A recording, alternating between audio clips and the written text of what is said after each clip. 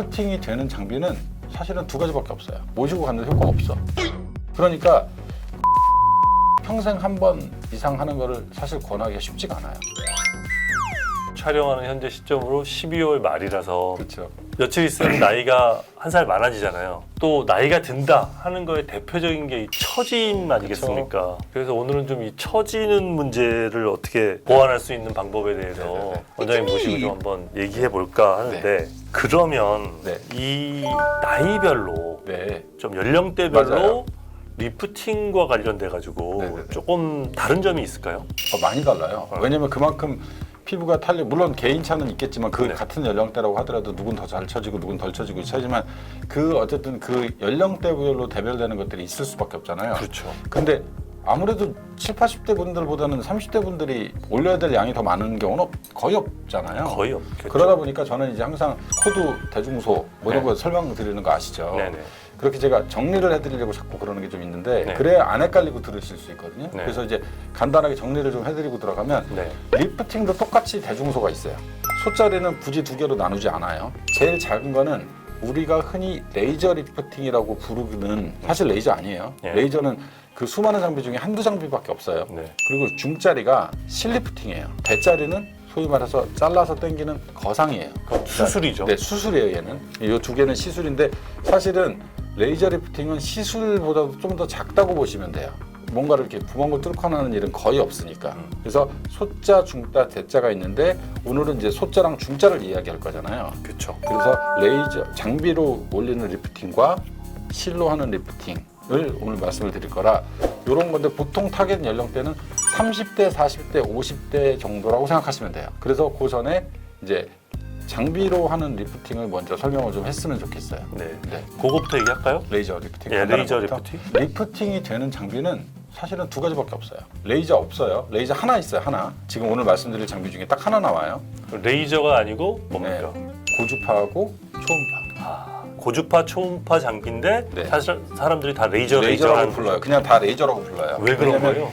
의학 전문 기구의 시작점이다 보니 네. 그냥 우리가 왜 이렇게 생긴 이렇게 뾰족하게 생긴 이런 아이스크림을 브라보콘이라고 부르는 것처럼 그렇죠. 그냥 대명사처럼 돼버렸어요. 쉽게 말씀드리면 네. 고주파하고 초음파밖에 없다고 생각하시면 돼요. 네. 기본적으로. 네. 네. 보통 레이저 리프팅이라고 흔히 부르는 고주파나 초음파로 된 장비들은 크게 30대, 40대, 50대 초반 정도까지 가능하다고 생각하시면 돼요. 네. 그 이상 연령대 분들은 솔직히 별로 효과 없어요. 이제 따님들이 어머니 이제 그 효도로 필러 같은 거는 이물질이니까 좀 부담스럽다. 네. 수술은 부담스럽다 이러면서 이제 어딘가에 가서 당신들이 해봤단 말이야. 네. 30대 자기들이 30대 40대 초반이니까 해봤으니까 본인들은 좋았단 말이에요. 네. 뭐 울세라가 됐든 써마지가 됐든 좋았잖아요. 그래서 우리 엄마도 해주고 싶은 거야. 너무 좋죠. 얼마나 마음이 예뻐요. 근데 모시고 갔는데 효과가 없어.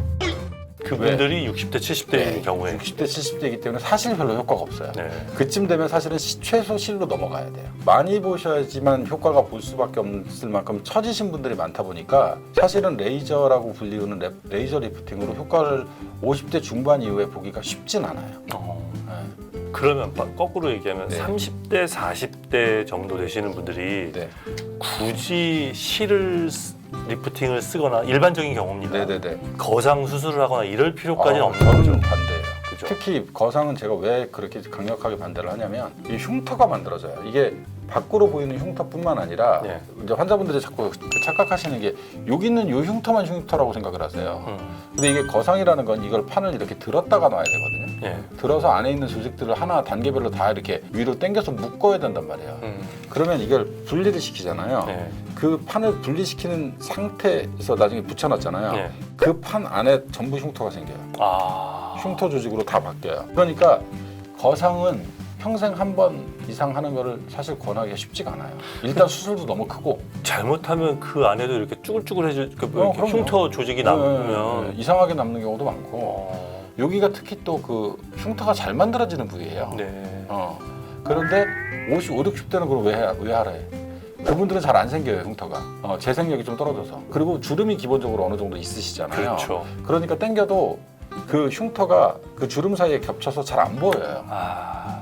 그래서 60대, 70대 이후 분들은 거상이 맞는 경우가 대부분이고요. 근데 70대 이후는 사실 거의 거상 말고는 답은 없다고 생각하시면 돼요. 그러면 이제 소 네. 원장님 기준으로 소라고 얘기하는 레이저를 레이저를 정리를 좀 할게요. 한번 할까요? 네네네. 예.